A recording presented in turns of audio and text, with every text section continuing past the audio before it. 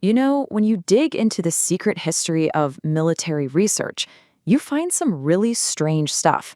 But I'm willing to bet nothing is quite as bizarre, or frankly, as brilliant, as the time the US government tried to build a missile guided by a pigeon.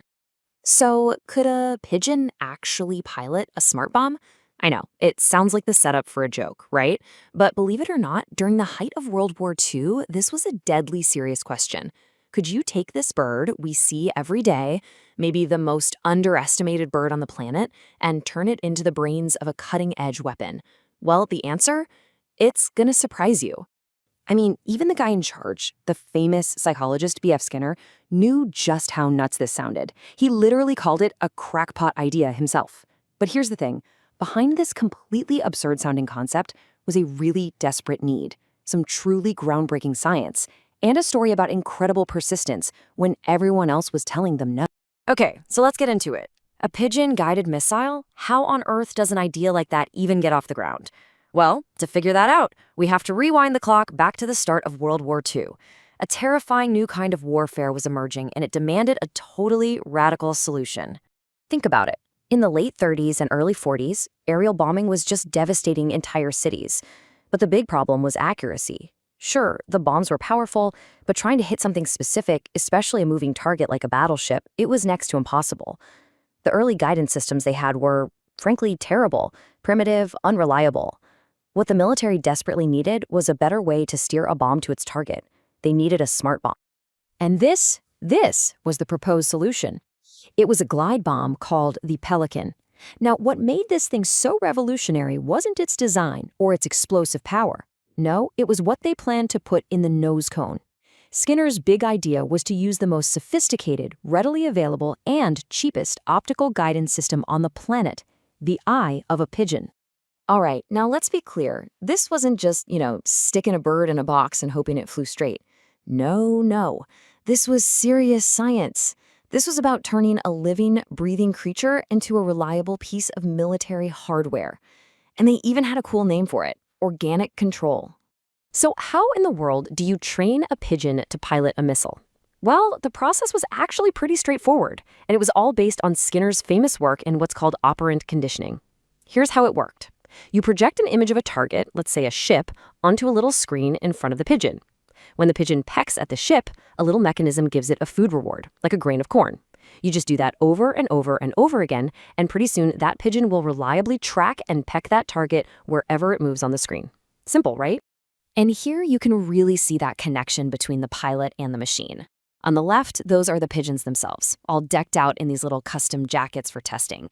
And on the right, well, that's their cockpit, the actual nose cone of the Pelican missile, where they'd be housed for what was, let's face it, a one-way trip. And you have to understand, these little pilots got incredibly good.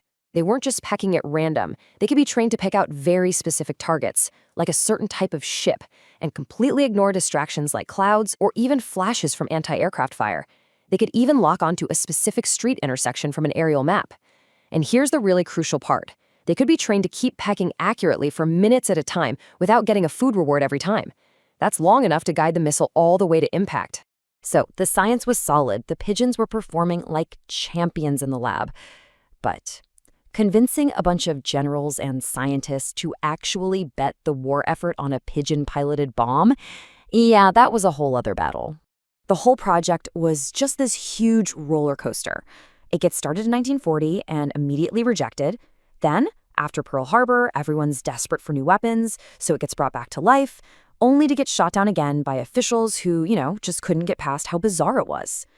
The whole thing was about to die for good, until a totally unexpected hero stepped in. The food company, General Mills. They actually agreed to fund the whole thing as a public service. And Skinner himself points out that even with that corporate money, the project was basically kept alive by sheer willpower and a few lucky breaks. And this quote from him really drives home how fragile the whole thing was. It often came down to just a few passionate people who really believed in this crackpot idea when pretty much everyone else thought they were crazy.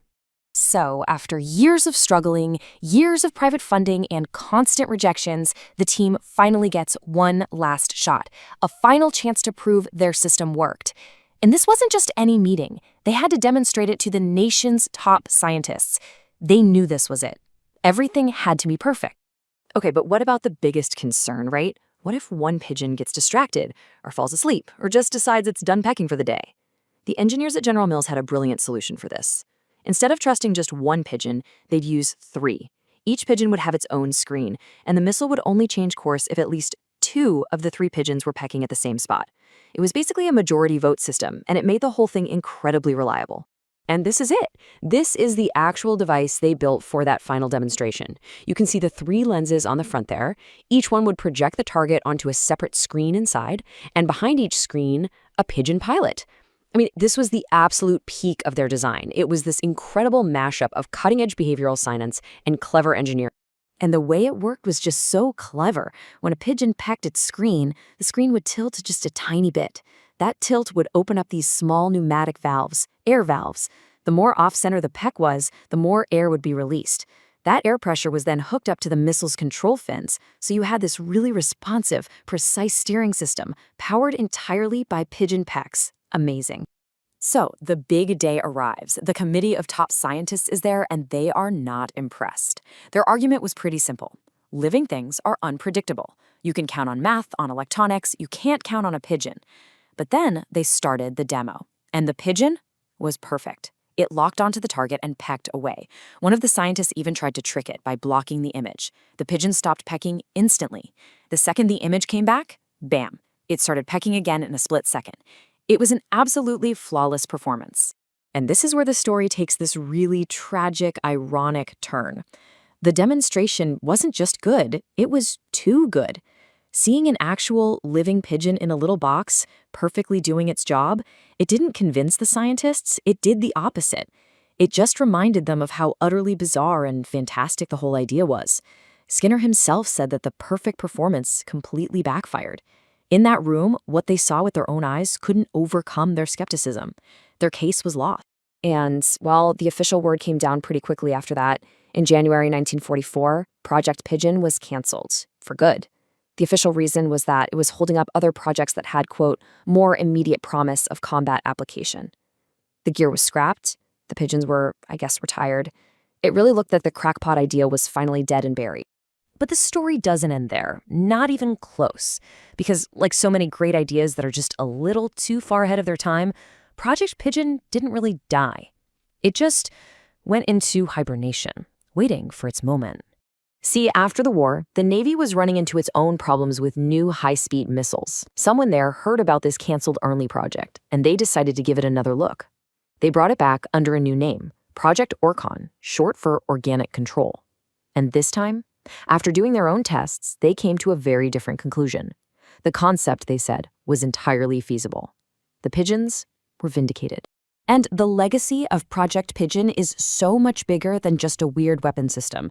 It was this massive proof of concept. It showed that you could take the complex behavior of a living thing and shape it into something predictable and reliable.